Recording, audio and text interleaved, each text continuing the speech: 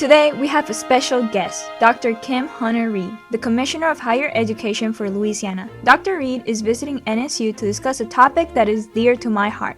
When I first immigrated to the United States, I knew that my dream was to attend college. But coming from a family with no higher education background, navigating the college process was a challenge, a sentiment that many first-generation students can relate to, and hurdles that Dr. Reid is helping clear. Welcome to NSU's New Media, Journalism, and Communication Arts TV studio. Let's welcome Dr. Reid, a champion for first-generation college students. So Dr. Reid, how are you today? I'm great, Lia. It's wonderful to be here celebrating First Generation Week. And I understand you're a first-generation student, so it's special for me to be interviewed by someone who we're championing. Absolutely. Thank you. So why are you such a champion for first-generation students? You know, I think it's important that we develop talent and that we see the potential in every student. Education is a great equalizer. It allows people to reach their full potential. And so it's important, I think, that we're intentional to say to students who have no college knowledge, who haven't been to college, that there's a place for you, and that we want you to be a part of this educational journey because we know it can be life-changing. So tell me a little bit about your journey and sort of like how that has helped you be a champion for first generation. So I grew up in a family of educators, very blessed to have parents who were educators. My grandmother integrated a rural school in Bruley, Louisiana, so I always knew the power of education.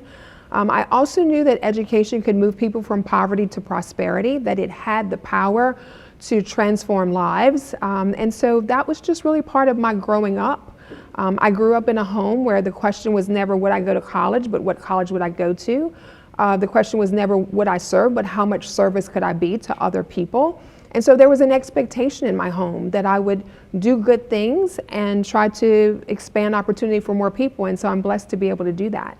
And so tell me a little bit about your educational background. You know, you have a bachelor's degree at LSU in journalism, and then a doctorate in public policy at Southern University, and then now you're the Commissioner of Higher Education for the state of Louisiana. That's right. So, you know, when I started, I had a high school professor, honors English professor, Professor Methvin, Dr. Methvin, handlebar mustache, twinkle in the eye, and he was the one who said, you should go into journalism. And so I started my career doing education news and spot news, and then anchoring the 6 and 10 o'clock news in my hometown and also in Baton Rouge. And then from there, I became a press secretary for Governor Edwin Edwards and speechwriter, and began my work in public service and government, understanding the intersection of policy and politics and the press, which was exciting. But I had this calling back to education, and my grandmother would say, it's time for you to come back to the family business. And the family business is education. And so here I sit, you know, involved in higher ed, being an advocate and a champion for education for our students, and there's nothing like it. Oh. So what made you sort of interested in this position as Commissioner of Education? You know, I really like policy work. I worked at Southeastern University, so I've had an opportunity to work on a college campus, and that I think really helped to inform my policy work. But there's nothing like really trying to think about how do you improve policies, whether it's financial aid policy, admissions policy, dual enrollment policy. How do you really think about policy as a lever to open doors for more students? And so it's been a unique position for me and sort of a good fit. I love the campus work. I admire the presidents like your own, Dr. Jones, who's a first generation student as well. I think he said he came here in 1988, and look at him now, just doing amazing things. But I think we all have to find our purpose and our place, and being commissioner certainly is a blessing and something that I enjoy very much. Nice, that's great. I think you're doing a great job. Thank you. So for your position as commissioner, you advocate for equal opportunity for all students. How do you think you have reached that goal, or sort of the step work to that goal?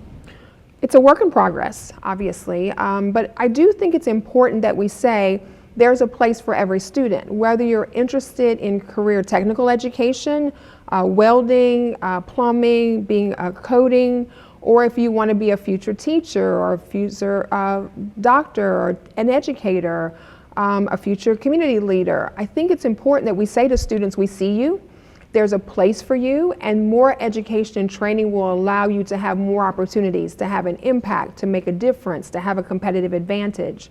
And so I think that's the work that's ongoing. Obviously, in Louisiana, a state that has low educational attainment, we need to make sure that we are sending a message that there's room for students, that our policies are supporting first-generation students and others, and that our practices are as well. Because we do know that if we want people to have this unlimited potential, these great opportunities to thrive, to support their families, to build community, they need access to education and training.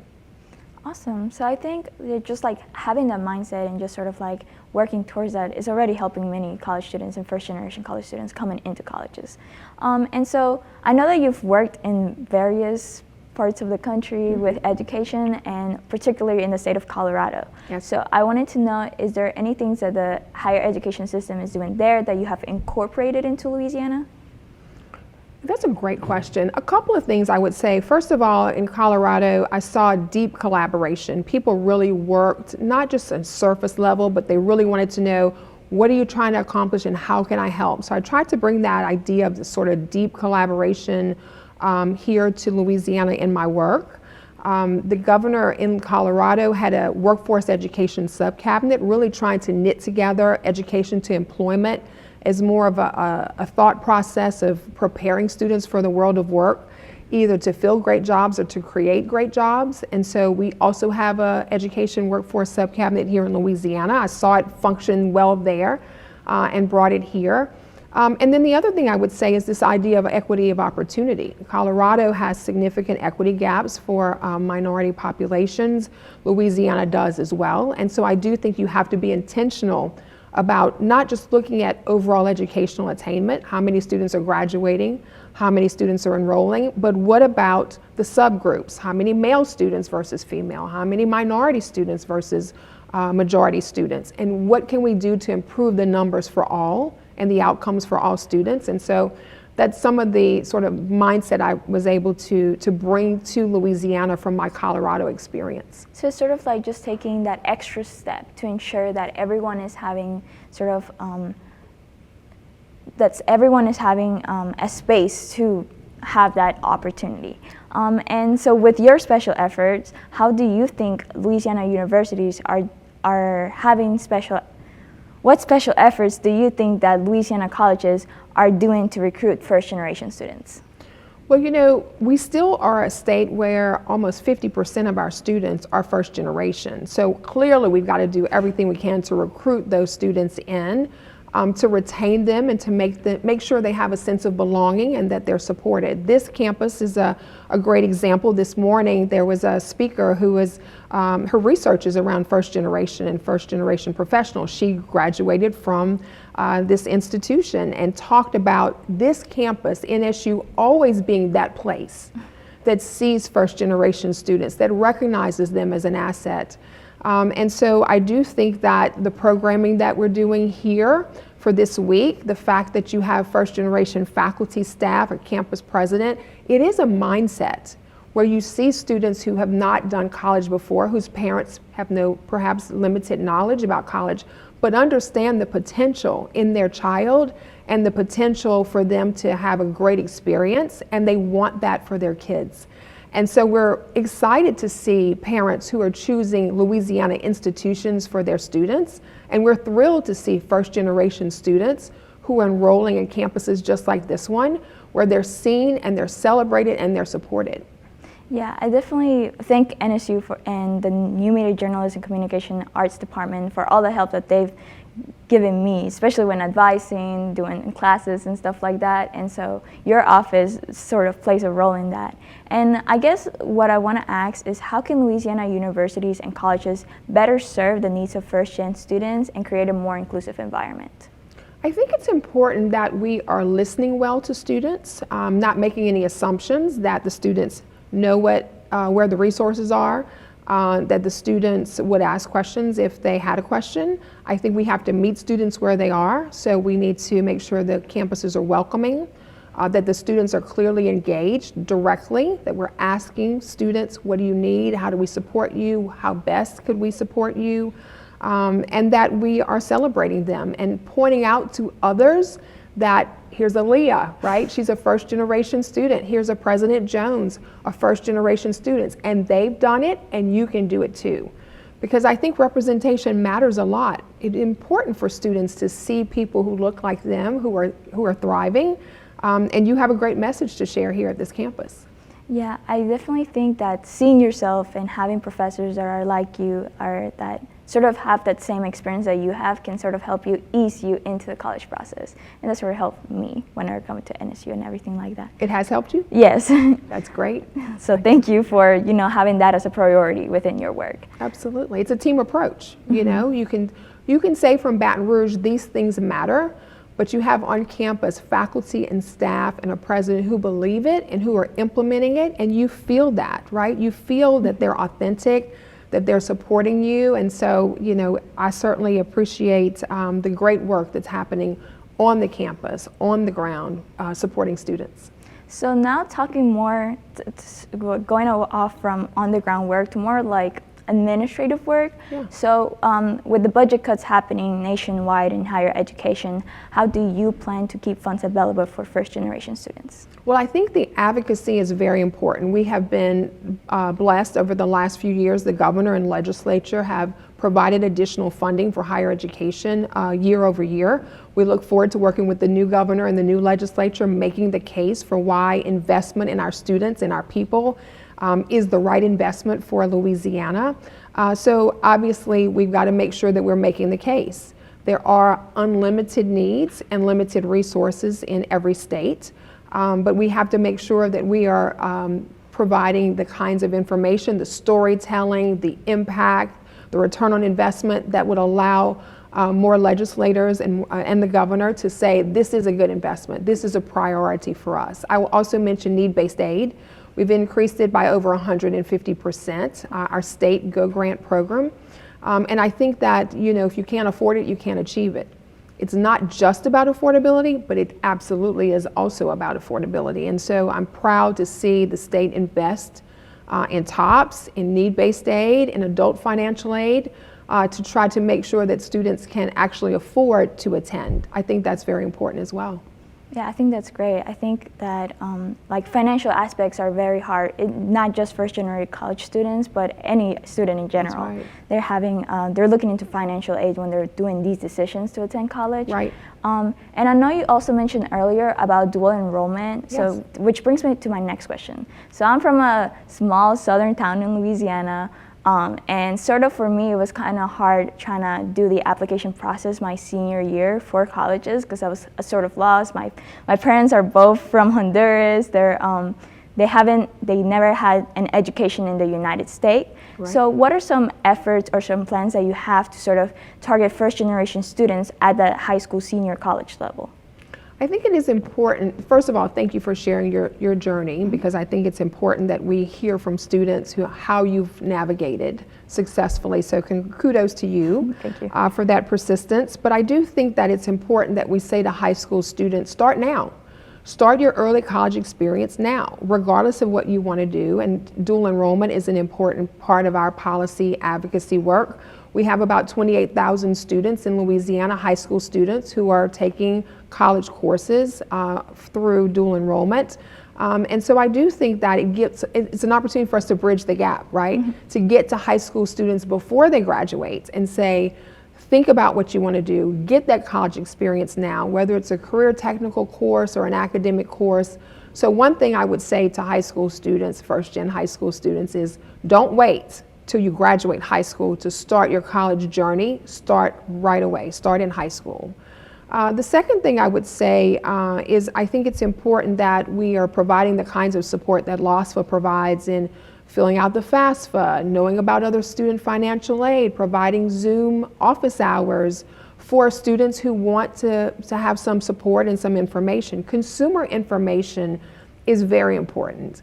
And making sure that there are individuals who are there to answer questions, even if you're not sure what the question is that you want answered, right? To just say, Lia, let us talk with you about the documents that you're going to need, the deadlines that you're going to need, the finances, how you're going to think about your field of study.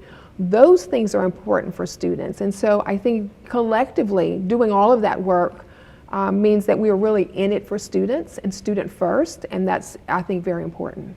So just sort of to amplify that in all of these steps and advice, what is an advice that you give to current and future first-generation college students?